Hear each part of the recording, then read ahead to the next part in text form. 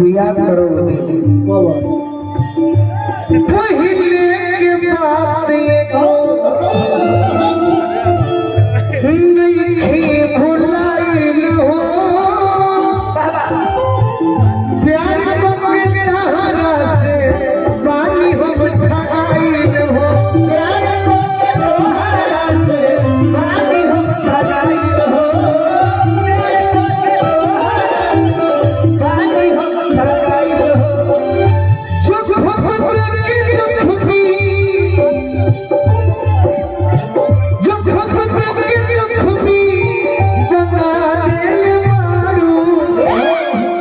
तो जीवन में कहो बोलन ना तू हमरा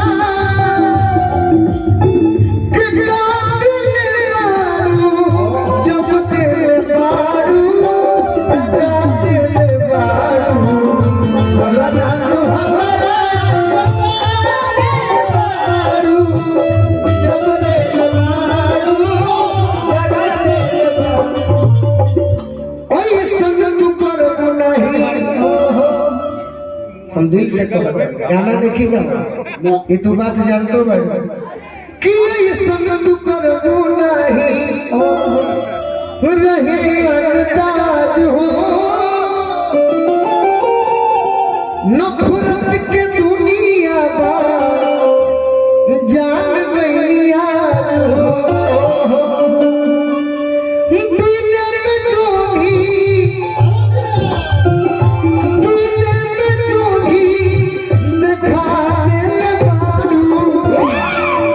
बोलो ना तू हमारा के आज लेता वही बोल तो ये प्यार कल परसों के शायर मरावे भुला गई ऐसे कैसे भागे प्यार कल परसों के शायर मरावे भुला गई ऐसे सुना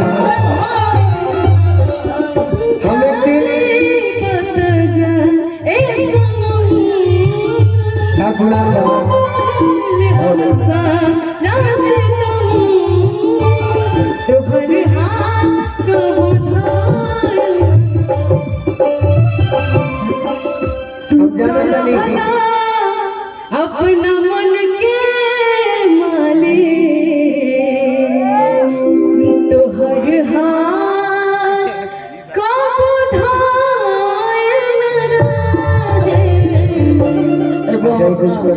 भाई के तरफ से कहे हेलो अपना तरफ से भाई का हेलो हेलो कि जब बत्तियों करे के समय नहीं खा जाना पुराना प्यार है कि जब बत्तियों करे के समय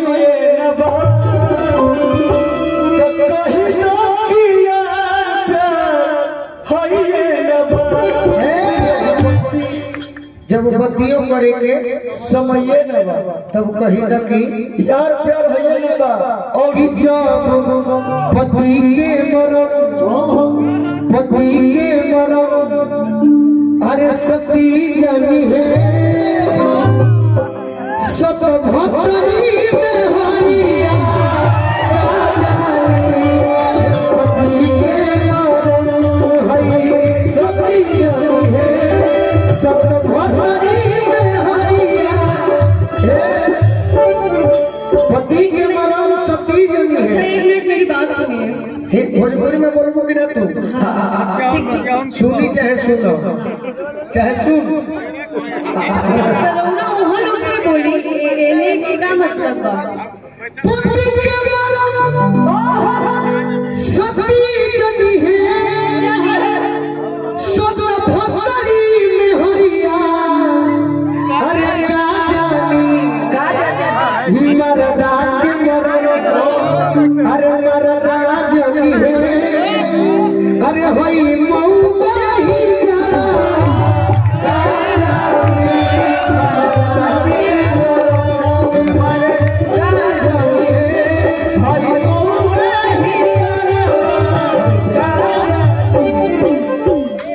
कहा तेरे अरे से दुख लगा तो जब करो कहे तू हमें गरीब से मिलल बड़ू रोज ना ना गरीब के बात ना रोज अमीर से मिलत करू से देखिए अमीर गरीब के बात ना बा हम कोनो बहुत आपसे मैं जूनियर ही हूँ सीनियर नहीं हूँ आप मेरे सीनियर हैं अरे तुम मेरी जान हो यार जूनियर सीनियर क्या होता है लेकिन एक होता है आप बुरा नहीं मानिएगा शब्द का उच्चारण मुझे आप ऐसे बोल रहे हैं तो अच्छा नहीं लग रहा है बाकी तो हम आपसे अब हम कहने न कहो तरी कि पति के मरम सती जनी है 77 में हरिया का जानी उच्चारण तारा पूछे के बात हमारा से पूछो ना ना ठीक बा लेकिन सब ना समझेला आप समझता नहीं हम समझत नहीं लेकिन सब भाई लोग नहीं समझा सब क्या नहीं समझत भाई अब तारा जो सोच समझाए कि हम तेरे प्यार में डूब जाए ये नहीं तू ही कहो जो तेरा अच्छा लगा अब तू चाहो कि खाली हम पवन सिंह के फेरा में नहीं तो हमारा है ई जान लो बोला हमरो बोले लगे तो पवन सिंह की क्या बात करते हो तो तू उनका फाइन होने से मैं उनका फेरा में रहने से मैं आपसे बोली आपसे मैं बोल क्यों अपनी बात करते हैं महाराज तो तू हमारी बात के दुख मत मानना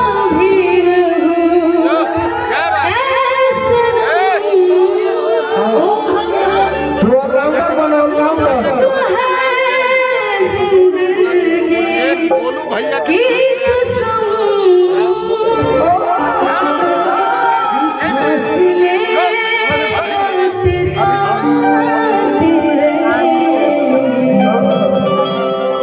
लेकिन प्यार नहीं होगा देखिए सब ठीक है हम क्यों कि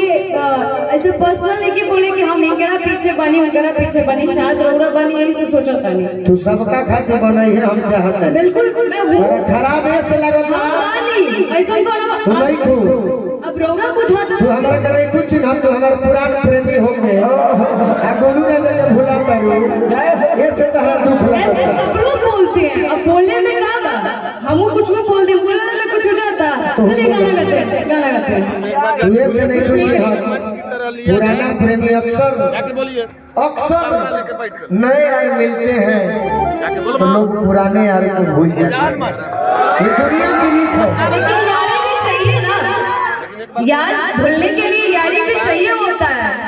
अब मुझे ये कहूँगी कि गाना तो मतलब गाना से बात कर जाएगी फिर ऐसी बात करेंगे बता कर ले जाओ मनवा के दुखवा आइए के कहो तो ठीक बात होगा उच्चारण करी मनवा के दुखवा ऐसे बोली लेकिन शब्द के गलत उच्चारण मत करिए कौन हम सा बोल रहे कि पता नहीं का बोली देखिए रुको लगला जज वकील बनवाने जज लाई का बनी ये मंच है पब्लिक के मनोरंजन के लिए क्यों आप घबरा रहे हैं घबरा अच्छा रहे एक मिनट ये बोलने आए हैं ना ठीक है मंच है अगर आपको मौका वगैरह बोलने लग जाएगा तो आपको कैसा लगेगा भोजपुरी की भाषा होला अच्छा तुअर्ती गाना में गाड़ी में अंदर बाटे तुअर्ती कैसे जो हम लोग के गाड़ी दे दलिए कहीं कहीं में निमन भी बाटे गाड़ी तो गाड़ी तो किसी से पूछकर देखो कि हमने गाड़ी दिया है अच्छा सत्य भागदरी में क्या होता है क्या होता है ये नहीं करने का समझिए आप लोग भी क्या चलता भाई बात ये गुनाह लगा फंसा महाराज चलिए गाना गाइए तो ये गाना गाते हैं मैं भी वही बोल रही हूँ सब के गाना गाते हैं ना तो कहे के खड़ा भइल है तू उनके लायक बाड़ू हमारा लायक नहीं ये बात मत बोलो तेरा दुख लगा तो तू बैठ जा सुना तेरा हमरा बाप के दुख लगा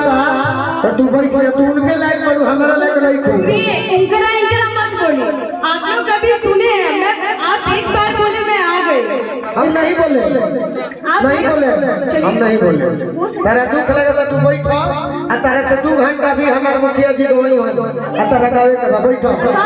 घंटा गावे एक मिनट आप धमकी दे रहे हैं आप हमेशा कंट्रोवर्सी क्यों करते हैं कंट्रोवर्सी हाँ तेरा कौन बात खराब लगे हुआ है हमने खराब गाया है अच्छा मैंने कुछ खराब बोला है ना तू बोला ना हम बोली गाना गावा तो तू गाना गा के जवाब दो ना खड़ा बाड़ू का तू बोला हम तो कम है तो पास करो नहीं तो बेटा बर्दाश्त करो सुनिए हम बर्दाश्त करने वालों में से हैं नहीं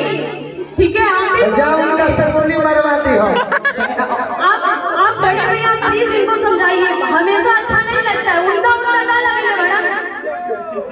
देखो तारा आदत नहीं है सुना हमरा जोरे अनुपमा कहले बाड़ी निशा उपाध्याय कहले बाड़ी दुनिया गौतमी का आदत नहीं ई जीवन में लड़की के हुके संगे बोले एल्बम में बोले बाड़ी हम मंच कोई अखाड़ा बा ऐसे इनका खराब लगता मैं आपके बात से अग्री कर रही हूँ। हम माना जानी राहुल बात हम पहली बार ऐसे मतलब मंच शेयर कर रहे हैं, लेकिन हम आपके जूनियर वाली तो रोना हमरा के सिखाई ना, फिर जूनियर को हद रोना सीनियर वाली हमरा से कैसे सीनियर बना पागल रोना कहीं हमरा के सिखाई नहीं ना काम के तुम करे साथे गाओ करे साथे ठीक बाड़ो ये गलत बात है। सुनिए हेलो गाना गाइए गलती का है ठहरा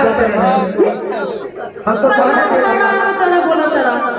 एक गाना प्ले करिए महाराज, आप लोग हंस रहे हैं गाना प्ले। तुम्हें बाबू एक आदमी सुनो ना लगा दोस्त मेरी